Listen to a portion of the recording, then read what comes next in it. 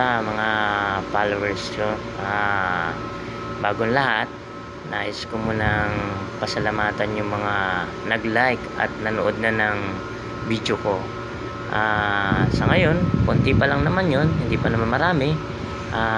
Kung sakali, yung mga hindi pa nakakapanood, Team CFMPI lang po ang inilagay ko doon. Team CFMPI Angeles, Pampanga.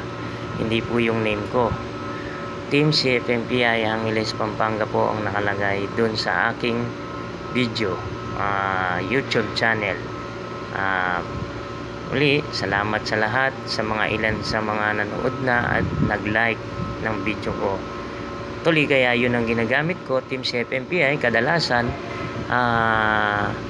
mga aktibidad yun, tulad ng charity, voluntaryo sa mga isang mga event ng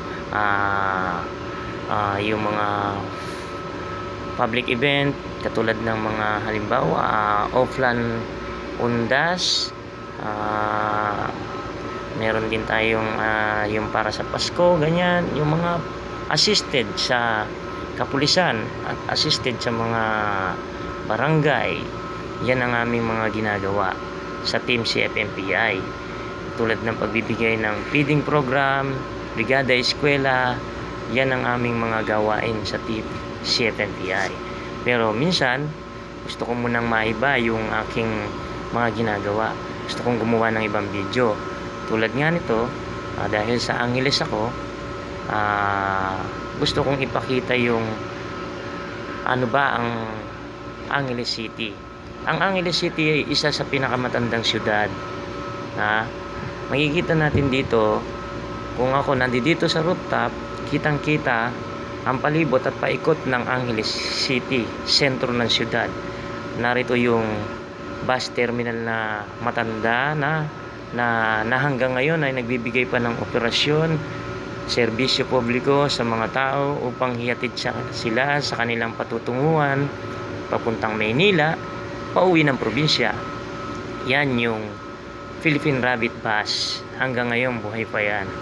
Narito rin yung pinakamatandang simbahan natin dito sa Angeles na Holy Rosary Parish Church, kung saan ay makasaysayan yan. Although pumutok ang pinatubo, nandiyan pa rin siya. At ngayon, marami pa ditong mga matatandang gusali na hindi ko na alam. Sa ngayon, yung McDonald, dati yung Family Theater, pinakamatandang sinihan. Ngayon, isa na siyang McDonald na yung kanyang narito rin yung dinadayo tuwing araw ng Friday ang AFO Church. Kumbaga sa Quiapo, Divisoria, yun yung pinaka-Divisoria at Quiapo dito. Ano tinatawag dito? AFO Mart. Yung AFO, ang tawag nila dyan, AFO. Ngayon, yan yung dinadayo ng mga tao dito tuwing Biyernes. Crowd ang tao dito. Makikita nyo naman sa paikot ng Angeles kapag Friday, ito yung magiging view o ang kanyang yung makikita nyo yung pinaka kagandahan niya, kung ano yung mga nakikita sa lugar. Pero marami dito mga bagong bahay na, bagong building, bagong tindahan. Itong kinalalagyan ko, isa sa pinakamatandang tindahan din to, Angenra Jumbo Angeles Palengke. So ibig sabihin hanggang ngayon nagbibigay pa rin sila ng operasyon. Subukan yung puntahan ng Jumbo Genera Angeles Palengke. Ay maraming mura dito, maraming mabibili. Tinatangkilik ito ng mga mamimili dahil halos lahat ng mga nagtitinda, wholesaler, dito sila pumupunta kasi mababa yung presyo lang. So kung gusto nyong pumasyal, subukan yung puntahan nang makita nyo kung ano ang loob ng Jumbo Genera Angeles Palengke Supermarket.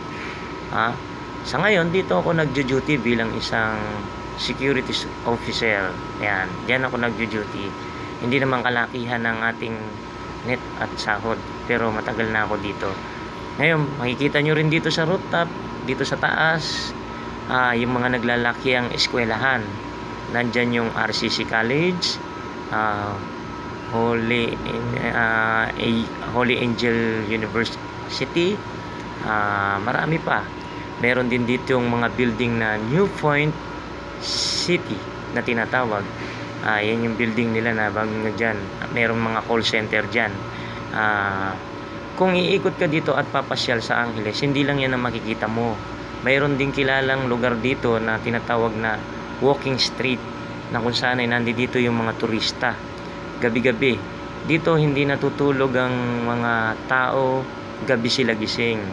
Yan yung tinatawag na walking street, pwede mong nakita, na matatagpuan sa Balibago.